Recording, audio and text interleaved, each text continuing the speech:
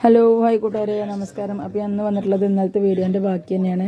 ഇന്നലെ ഞാൻ പറഞ്ഞിട്ടുണ്ടായിരുന്നു ഞങ്ങൾ കാളികാവ് ഹിമയിൽ യൂട്യൂബേഴ്സ് ഫാമിലി എല്ലാവരും കൂടിയിട്ടുണ്ടായിരുന്നു. അതിൻ്റെ ബാക്കി വീഡിയോ തന്നെയാണ്.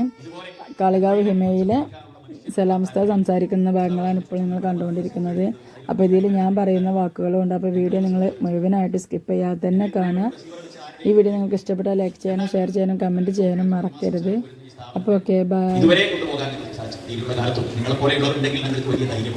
പലപ്പോഴും ഞങ്ങൾ ചിന്തിക്കാറുണ്ട് എങ്ങനെയൊക്കെയാണ് നടന്നു പോകുന്നത്. ഒരു കാര്യം ഞാൻ നിങ്ങളെ ഓർമ്മപ്പെടുത്തുകയാണ്. പലപ്പോഴും തെരുവിലറിയുന്ന മനുഷ്യൻ രാജകുമാരിയായി ജനിച്ചതായിരിക്കാം, രാജകുമാരനായി ജനിച്ചതായിരിക്കും. അവരുടെ അമ്മയും അച്ഛനും ഉമ്മയും ഉപ്പയും ഒക്കെ താരാട്ട് പാടിയപ്പോൾ അവർക്ക് വേണ്ടി ഒരു ഭാവി സ്വപ്നം കണ്ടിട്ടുണ്ടോ? ആ ഭാവിയിൽ അവർ എത്താതെ പോയത് സാമൂഹ്യ പ്രതലങ്ങളിലെ നമ്മുടെയൊക്കെ കാലുഷ്യവും ക്രൗര്യതയും കൊണ്ടായിരിക്കാം അറിയാം. സമൂഹം തീർക്കുന്ന ചില പ്രശ്നങ്ങളുണ്ട്. അത് അഴിച്ചു കൊടുക്കാൻ നമുക്ക് സാധിക്കും. ആരൊക്കെയാണോ പീഡനം അനുഭവിക്കുന്നത്, ആരൊക്കെയാണോ അഖണ്ഡതയിൽ തള്ളപ്പെടുന്നതെങ്കിൽ അവരെ കൈപിടിച്ച് കൊണ്ടുവരാനും ലോകത്തെ എല്ലാ ദുഃഖങ്ങളും നമുക്ക് തീർക്കാൻ കഴിയും. നമ്മുടെ കണ്ണിൽ പെടുന്ന ഇത്തരം ആളുകളെ സംരക്ഷിക്കുക എന്നുള്ള ബാധ്യത ഇവിടെ ഇരിക്കുന്ന നല്ല മനുഷ്യർ ഇവരാരും വ്യക്തിത്വമില്ലാത്തവരല്ല.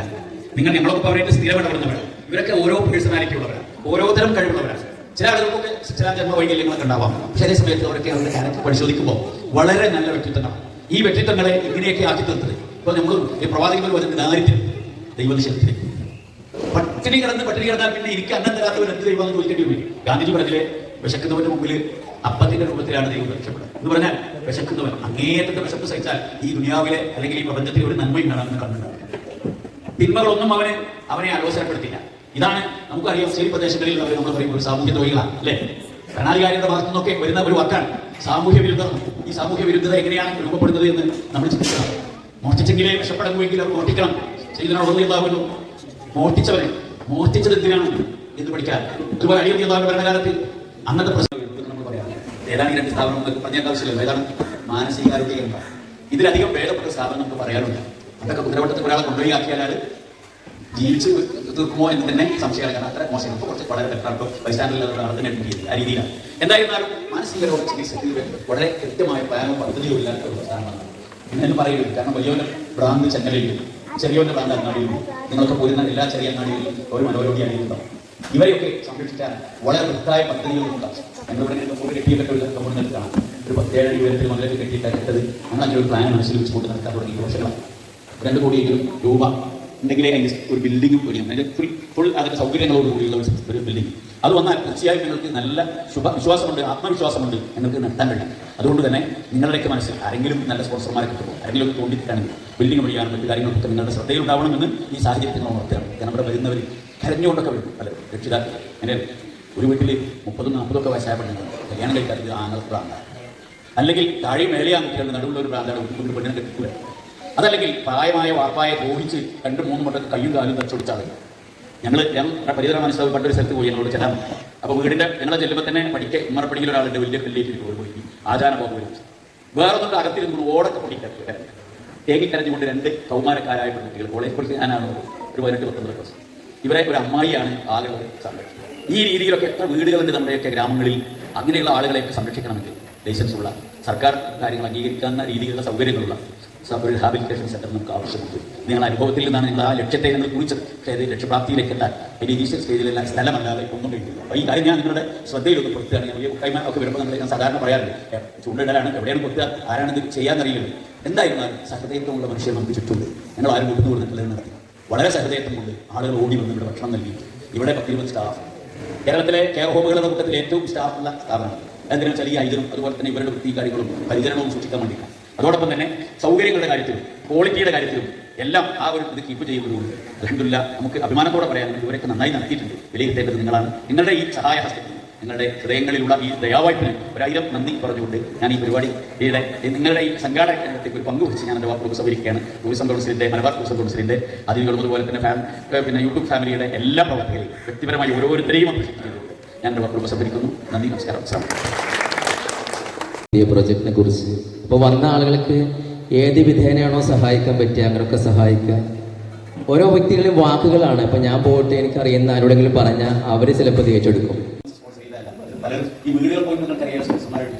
ഞാൻ പ്രസന്റ് ചെയ്യേണ്ടത് KMCC എന്ന് പറയുന്ന കേരള സ്പീക്കർ സെന്ററിന്റെ പ്രവർത്തകർ, അതുപോലെ അധികാരരായ അവരുടെ പ്രവർത്തകർ പേഴ്സണലായിട്ട് അവരുടെ തന്നെയാണ്. അങ്ങനെ ഓരോ കൂട്ടായ്മ ഇവിടെയൊക്കെ ഒരുപാട് കൂട്ടായ്മ സഹായിക്കാറുണ്ട്. പ്രത്യേകിച്ച് കോവിഡ് കാലത്ത് നമ്മളറിയാത്ത അതുകൊണ്ട് നിങ്ങൾ ആരും അത് വലിയ സംഖ്യയാണ് തന്നെ ഞാൻ മനസ്സിലാക്കുന്നത്. നിങ്ങൾ തന്നെ സംഖ്യിച്ചതല്ല. അതുകൊണ്ട് വളരെ നല്ല കൈകാര്യം എടുത്തുകൊണ്ട്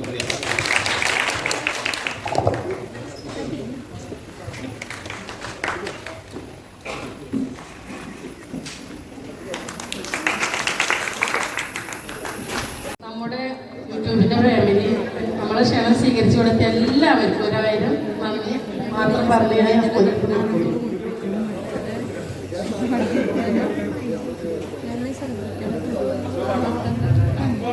ഈ പറഞ്ഞ പോലെ തന്നെ എന്താ പറയാന്നുള്ളതൊന്നും എനിക്കറിയില്ല. ഇവിടെ കൂടാൻ തുടങ്ങിയിട്ട് 2 വർഷമായി. ഇതേപോലെ 3ാമത്തെ വർഷമാണ് ഇപ്പോൾ ഈ കൂടുന്നത്. പിന്നെ ചിലർക്കൊക്കെ അറിയുണ്ടാവുള്ളൂ, ചിലർക്ക് അറിയുണ്ടാവില്ല.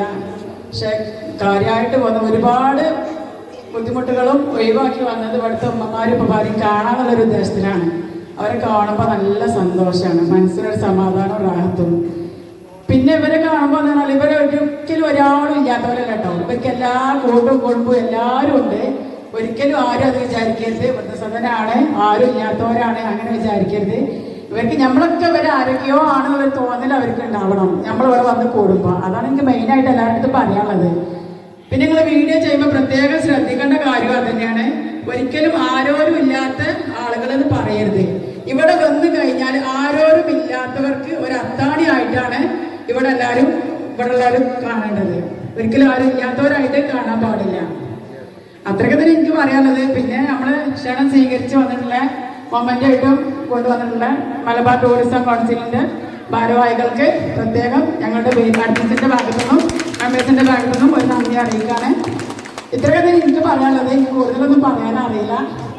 ഓക്കെ, എല്ലാവരോടും നന്ദി. Thank you.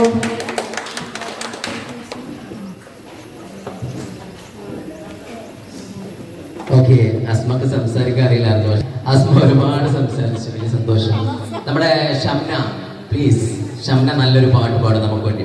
താരാട്ടാനുമ്മയെ പോലെ വേറൊരു കൂട്ടുണ്ടോ, താലോല പാട്ടുകൾ പോലെ വേറൊരു പാട്ടുണ്ടോ, താരാട്ടാനുമ്മയെ പോലെ വേറൊരു കൂട്ടുണ്ടോ, ഉമ്മാന്റെ മടിത്തട്ട് സ്വർഗീയ പൂന്തട്ട്, ഉമ്മാന്റെ മടിത്തട്ട് സ്വർഗീയ പൂന്തട്ട്, സ്നേഹക്കാവാണ് ഉമ്മ സഹനക്കടലാണ്, സ്നേഹക്കാവാണ് ഉമ്മ സഹനക്കടലാണ്. കൂടുതലൊന്നും എനിക്ക് പാടാൻ കഴിയുന്നില്ല. എന്താണെന്ന് വെച്ചാൽ ഒരുപാട് കണ്ണുകളിലേക്ക് നോക്കുമ്പോൾ ഒരുപാട് അനുഭവങ്ങളും ഒരുപാട് ജീവിത യാത്രകളും മനസ്സിലിങ്ങനെ നിറഞ്ഞു നിൽക്കുകയാണ്. എല്ലാവർക്കും അള്ളാഹു നല്ലത് വരുത്തരുന്ന് മാത്രം ഈ സമയത്ത് ഞാൻ പ്രാർത്ഥിക്കുന്നു.